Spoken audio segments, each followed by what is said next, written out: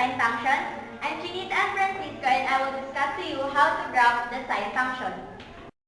In our Cartesian plane, the horizontal axis is used for the values of theta is either in degrees or in radians, while the vertical axis is used for the values of function.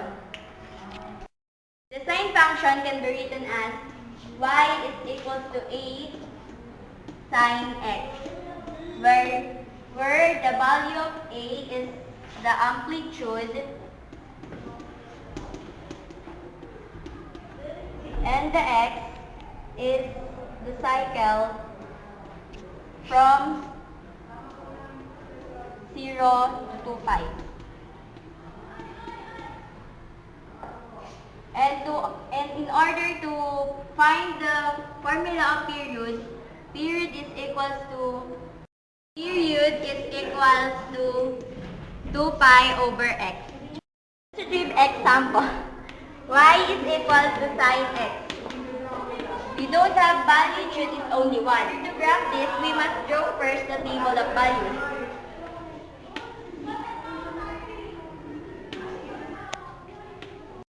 Negative 1 and sine 2 pi is 0. These will be the points that we were going to graph. Remember that the graph of sine function always starts at 0. If you notice, it starts at 0, heads up to 1 by pi over 2 radians, and then heads down to negative 1. And it always repeats every 2 pi radians. So the sine function is periodic because sine theta takes the same set of values over and over again as the theta changes.